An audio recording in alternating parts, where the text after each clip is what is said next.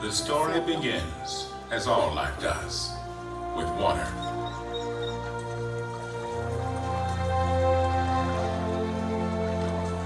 Está en inglés, definitivamente.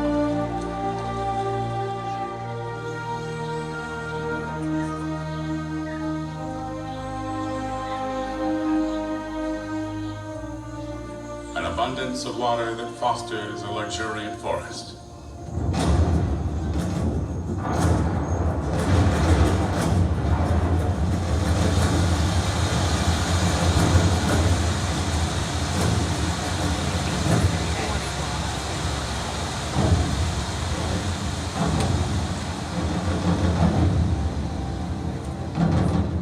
Water engulfs Panama, the last part of the Americas to rise from the primordial ocean.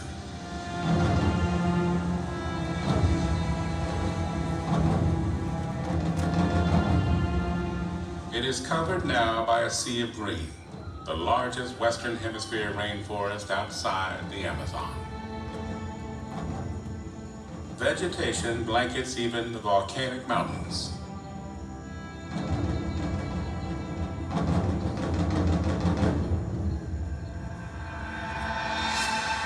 Ay, qué bello.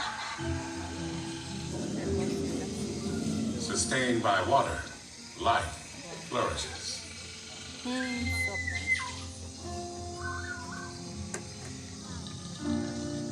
Ay, qué rico. Gatito.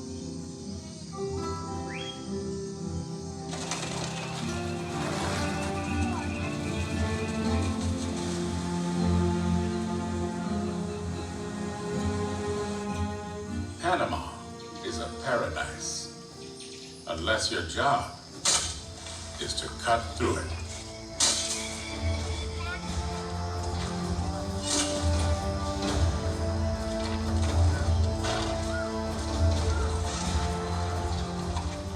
There were surveyors sent out by the King of Spain to find a canal route across what is now Panama.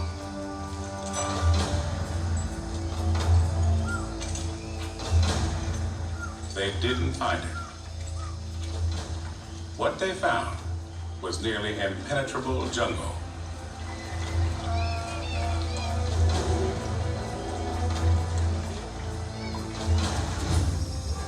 The first surveyors concluded there was no way to build such a canal, and nearly 500 years ago, there wasn't.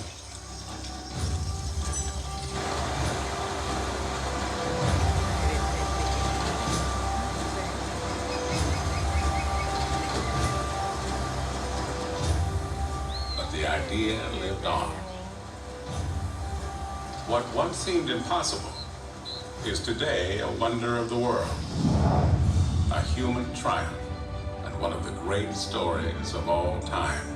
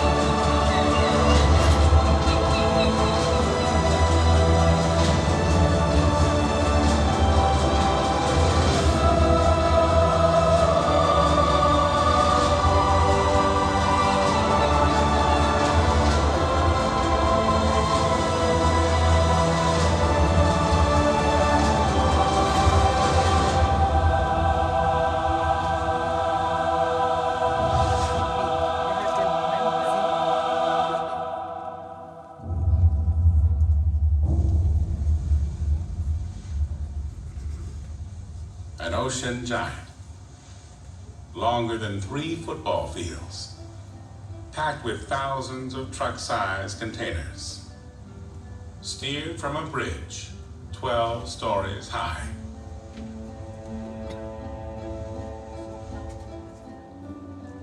Like dozens of other ships, it's about to enter the Panama Canal.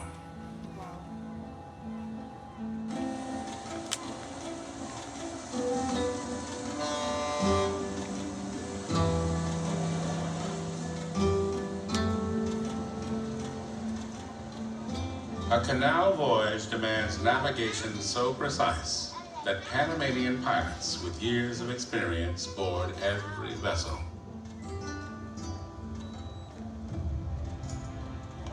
A ship's captain cedes command to the specialist, who knows every inch of the route ahead.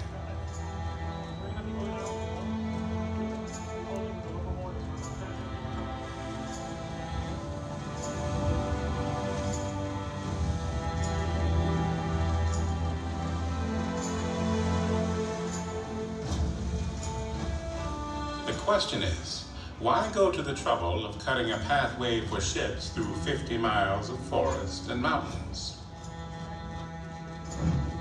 Previously, ships risked a long and dangerous voyage around South America. Shipwrecks littered the seafloor.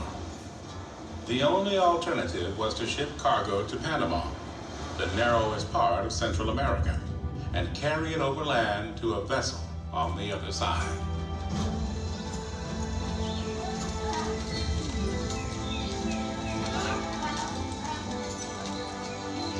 The trek was grueling and slow, whether hauling the gold of the conquistadors or mail for California 300 years later. But it made Panama a crossroads of the world.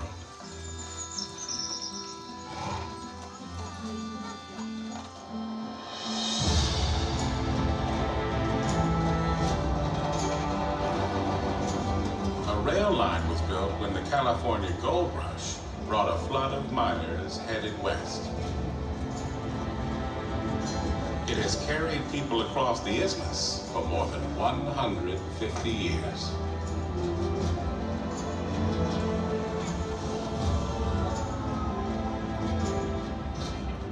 But most of the world's commerce travels in ships, not trains.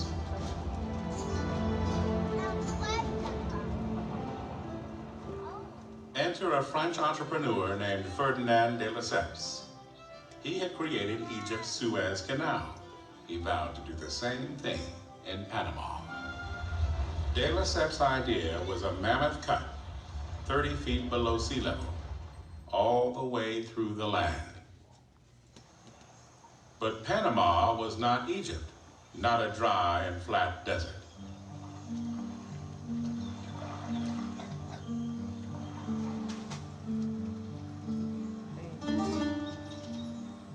Panama was crossed by a major river, the Chagres, and 8 months of rain a year drenched the land.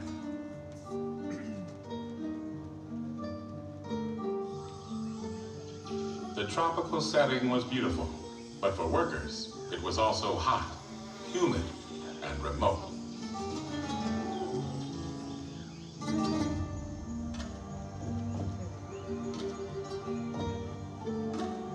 Men with axes, picks, and crude steam shovels would have to dig a trench nearly a mile wide and 350 feet deep through a mountain range of solid rock.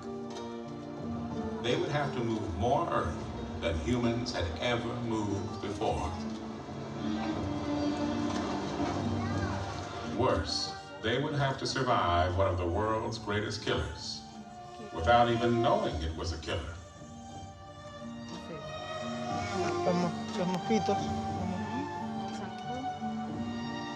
9 years of rain, mudslides, stubborn jungle, and disease defeated the French.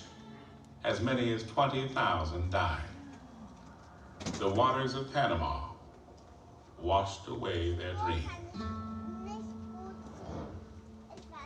President Theodore Roosevelt saw a chance to control 2 oceans if the U.S. built the canal. Panama was a protectorate of Colombia. When a deal with the Colombians failed, Roosevelt sent a U.S. gunship to support Panamanian patriots. The revolution took 1 day, November 3rd, 1903. Panama was now a sovereign country.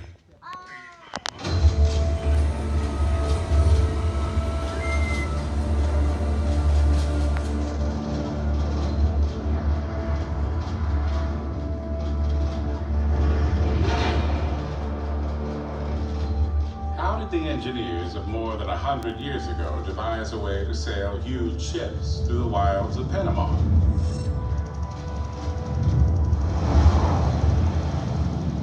Going back in time, we can see the landscape that faced the arriving Americans.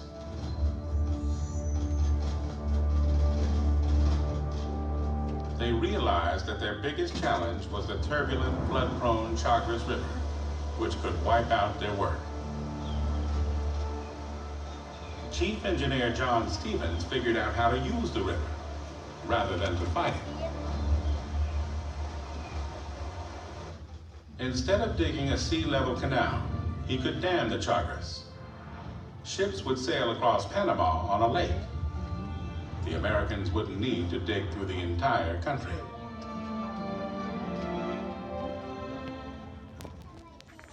Stevens would build stair steps of water on either side to raise ships to the lake. Locks had been built before, but never on such a colossal scale. They would still have to cut through the western mountains, but not as deeply as the French.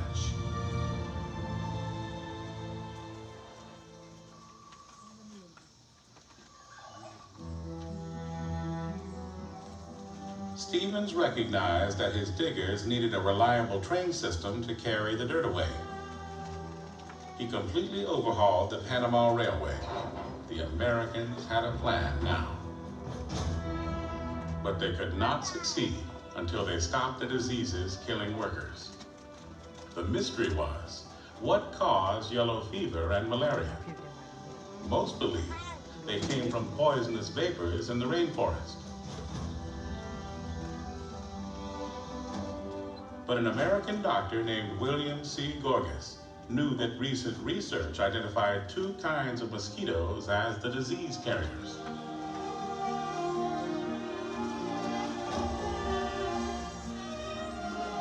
Mátelo. Dios, qué horrible. Wow. Proving that mosquitoes in Panama cause yellow fever, malaria, and other diseases changed medicine. Dr. Gorgas's public health campaign saved thousands of lives and served as models around the world. The Americans mounted a huge eradication program. Within 2 years, the Canal area was cleared of yellow fever. With healthier workers, the odds of success rose. ¿Cómo llevan a pura piocha y dinamita, pero como acá en la tierra.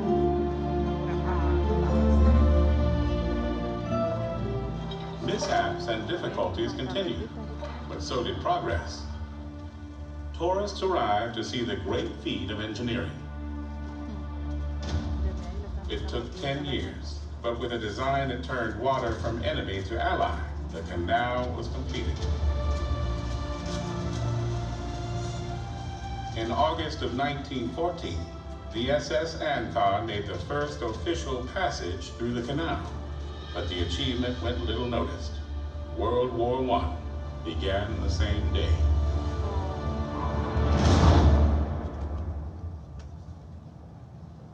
More than 1 million ships have passed through since. The canal changed global shipping, cutting the trip between the Atlantic and Pacific by 8,000 miles and 3 weeks. It's one of the most famous places on Earth. But few of us understand how the Panama Canal works. The trip starts with tugboats guiding a ship through a channel to the first line.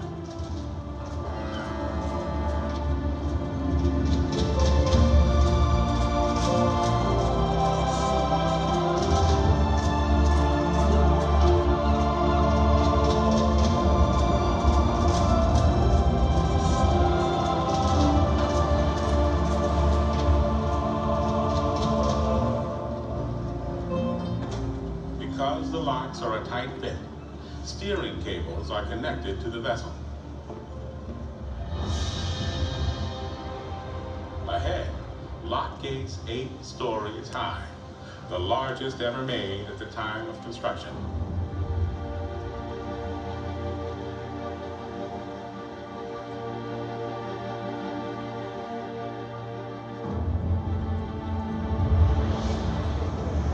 Simple and ingenious, they are based on a Leonardo da Vinci design from the 15th century, with double doors sealed shut by water pressure.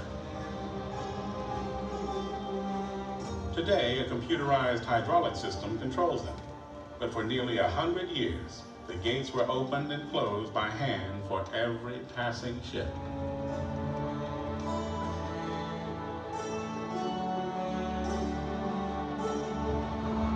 Cleverly, the gates were built hollow. It only takes a small motor to move them.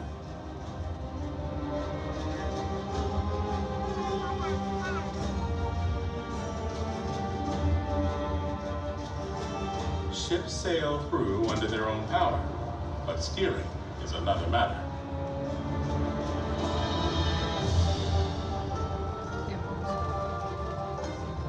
The steel cables are now secured to small locomotives that maneuver the vessel by tightening or slackening the lines. It's a nerve-wracking job. Sometimes there is less than 1 foot between the hull and the concrete wall.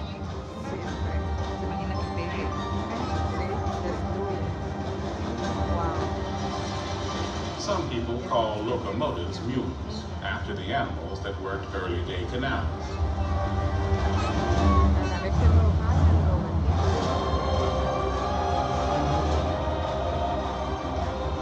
These mules can each pull 35 tons. It takes 8 to steer the largest vessels.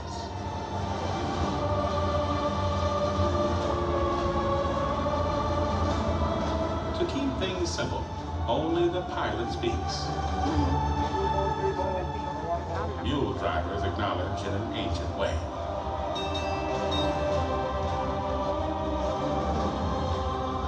When a ship is in the chamber and the gates are closed, water races in, millions of gallons, all of it coming from the lake in the middle of the canal. And all of it moved only by gravity. There's not a single water pump in the Panama Canal.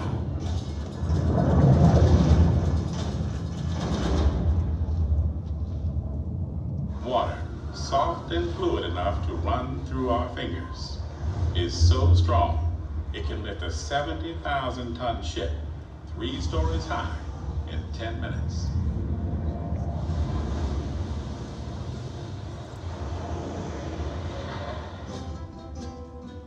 Water even supplies the electricity that powers the gates and valves and the locks. It comes from turbines in the original dam that made the canal possible.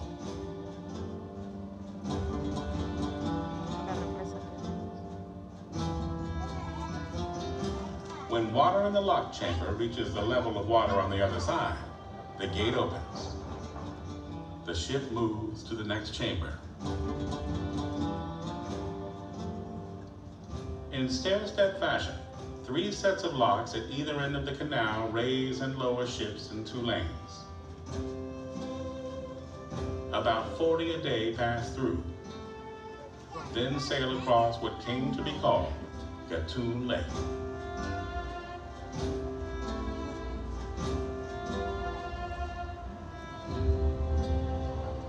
The ship channel through the lake follows the ancient riverbed of the Chagres.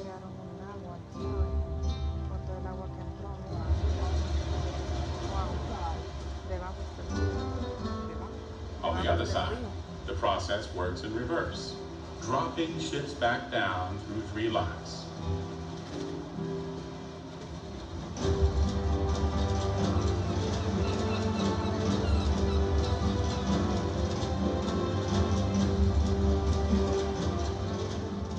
Transit takes about 10 hours, all of it accomplished using the power of water. In a way, the 10,000 people operating the Panama Canal are really running a gigantic water management company.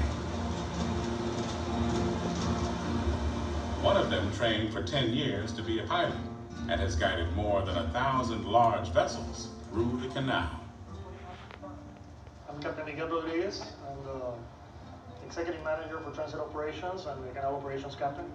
And I've been working with the Panama Canal for the last 32 years. You don't find this anywhere else in the world, the way we do piloting in the canal, where we actually take over control of the navigation and the movement of the vessels, is unique. Vessels that are over 80 feet in beam require 2 pilots to take it through the Panama Canal. Vessels that are over 900 feet in length require 3 pilots to go through the Panama Canal.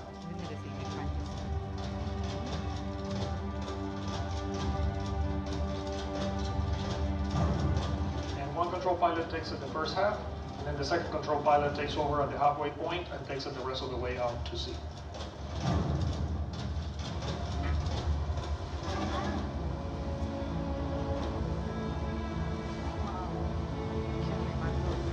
Another crucial job is maneuvering a tugboat that leads vessels between the sea and the locks. Captain Alan Barnes deals with multi-million-dollar ships carrying cargo worth a small fortune. Our main responsibilities here are to ensure the safe passage of the transiting vessels by assisting the pilots.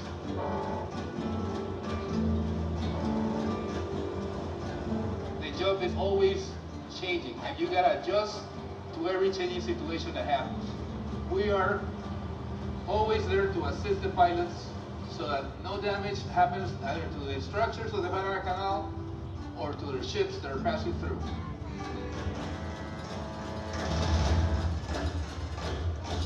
From the beginning, the people of Panama hoped the canal would belong to them one day. In 1977, the dream came to pass.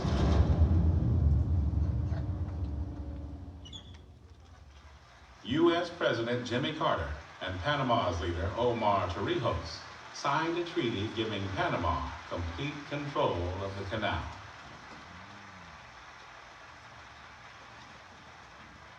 Panama took over 2 decades later. Some were concerned the country might not be up to the task. But operation of the canal has continued without a hitch.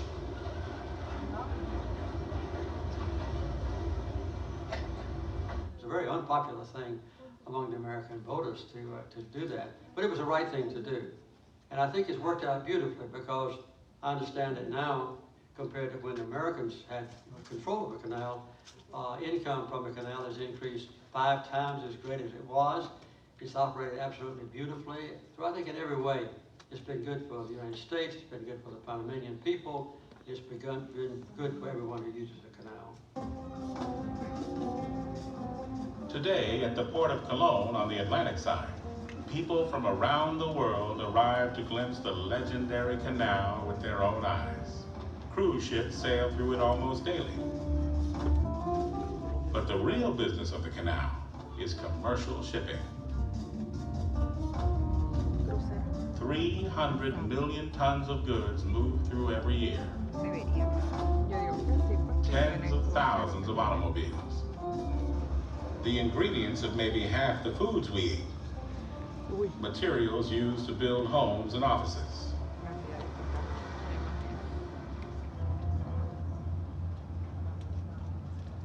There are other man-made wonders, but most benefit the people of only one region. The entire world sends and receives vital goods through the Panama Canal.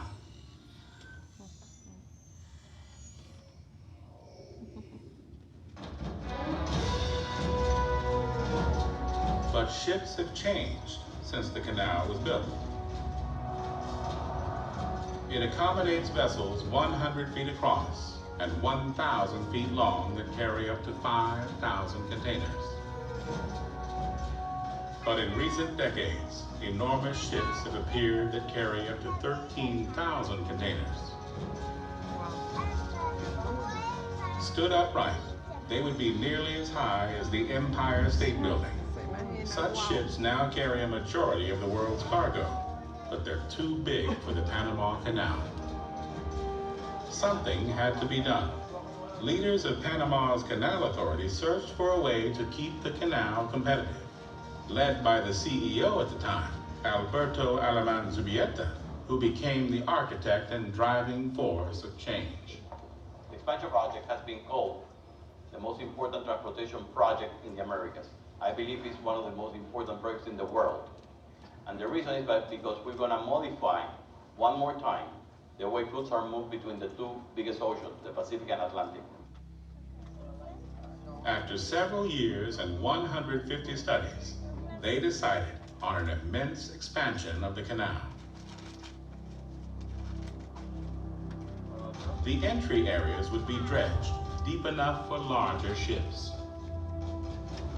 3 huge new locks would be built at each end of the canal. The plan would raise the level of Gatun Lake while deepening channels through the lake and the western mountains.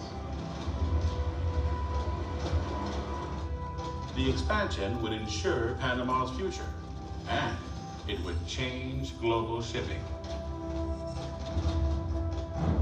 In 2007, the fun began. Tens of millions of cubic yards of soil and rock would have to be removed.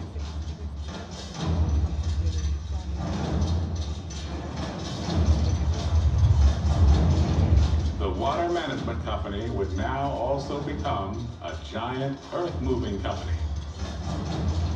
The effort would require partners around the world. When we count all of the countries that have been somehow involved with this project, including not just the locks project, but all of the dredging and the earth-moving part of the project, we're looking at over 35 countries that are represented here. The biggest technical challenge that we foresaw in this program was actually the logistics of it. The employment of equipment would have to take place from all over the world, and also some of the fabrication, like the example, gates would have to be fabricated elsewhere, not in Panama, and those would have to be transferred to Panama, transported overseas, and eventually arrive in Panama for installation. The new 10-story high gates, weighing 4,300 tons each, were built in Italy. Getting them to Panama posed an historic challenge. No cargo like them had ever crossed an ocean. A huge ship was customized to carry 4 gates at a time. Delivering the 16 gates would take 4 voyages and 8 months.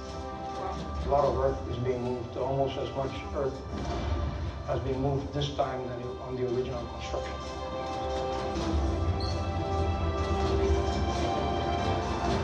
Ocho meses construyendo. No, en mover las cosas. No, construir lo llevó más.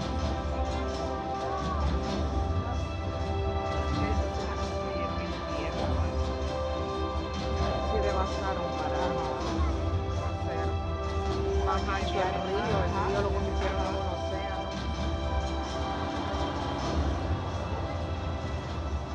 The expansion demanded cutting-edge lock technology and the latest construction techniques.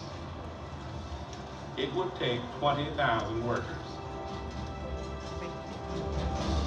Among them is Elia Espino de Marota, a Panamanian native and mother of 3, who has spent nearly 30 years as a canal engineer. Managing a project of this size with over 200 contractors is challenging and rewarding. You have to learn to deal with different people of different countries also, because we have a consortia from 3 different countries. We also have the Pact 4 people that has people from Mexico. We have people from Costa Rica. We have people from Italy, Spain, Belgium. You need to learn how all these different cultures need to work together. The new canal, even though it's much larger, it's 7% less water per lockage. So per ship, we're going to use 7% less water. And we're going to put 3 times the amount of cargo. Others help dredge channels deep enough for holes that reach 5 stories down.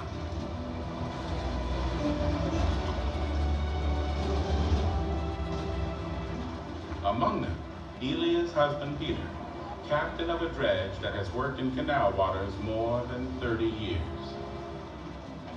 The expansion of the canal, it's not just the building of the new locks. There is involved the deepening of the existing waterway, the widening of the waterway, the moving of the buoys and the lighthouses that guide the ships through.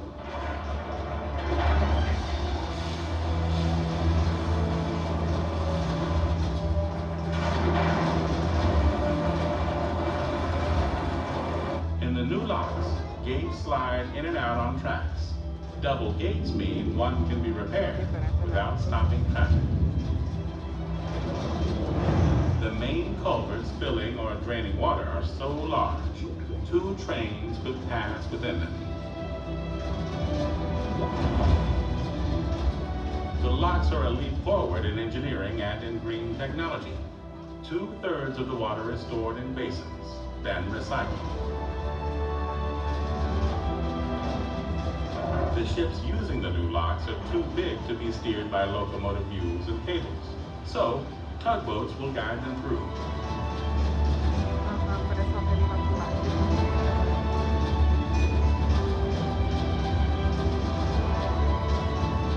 The expansion brings the canal into the 21st century and reinstates it as the world's most vital waterway.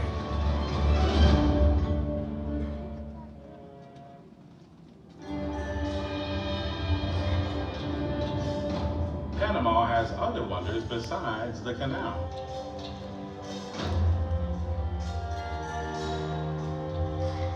It is home to an extraordinary diversity of animal and plant species that have migrated from both North and South America to this middle ground.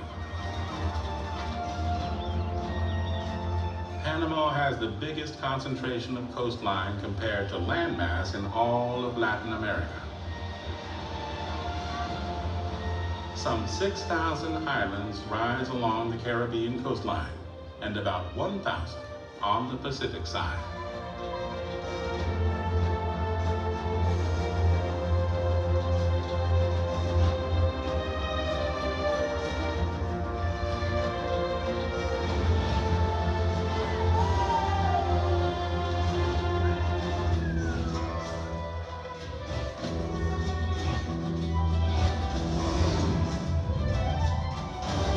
Shit.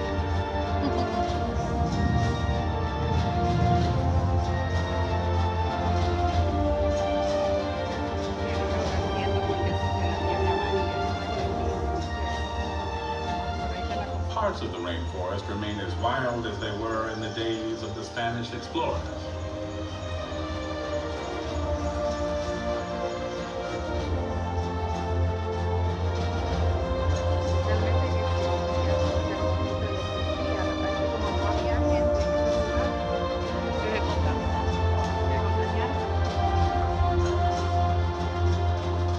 The indigenous population descended from the people living in Panama when the conquistadors arrived 5 centuries ago consists of 7 native tribes.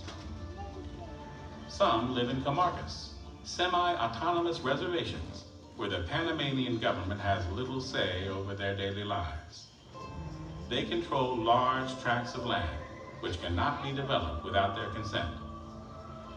In a way, they serve as protectors of the land.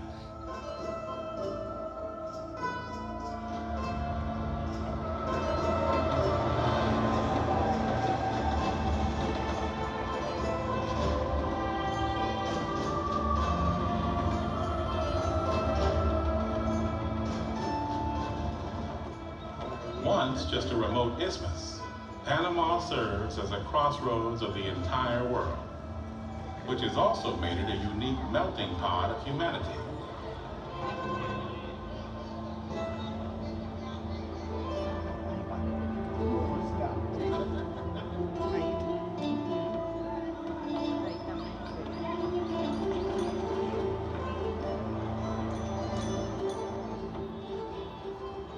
Panama City has grown into a business center midway between North and South America, a magnet for international businesses and banks.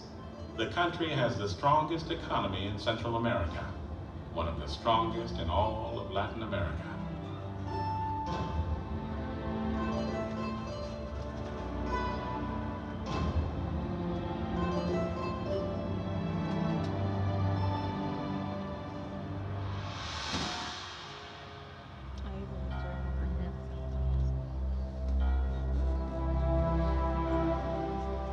long time has passed since the Spaniard Vasco Núñez de Balboa discovered that Panama was a link between the Atlantic and Pacific. But the country is living in the best moment of its history, mostly because of the Panama Canal, newly revitalized, ready for the future, and still a wonder of the world. Wild Panama is protected because it has to be. The people and the economy all depend on preserving the forests, which store rainfall like sponges and fill Gatun Lake, which feeds the Great Canal.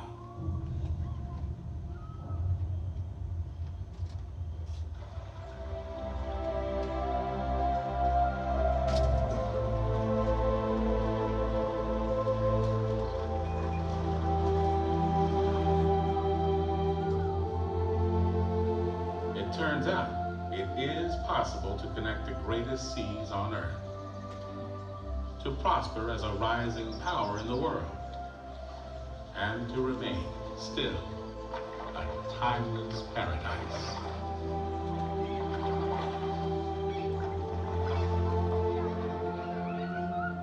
The secret, as Panama found, is not to fight the forces of nature, but to live harmoniously with them. To turn an abundance of water into a wellspring of prosperity and hope, and a gift to the entire world.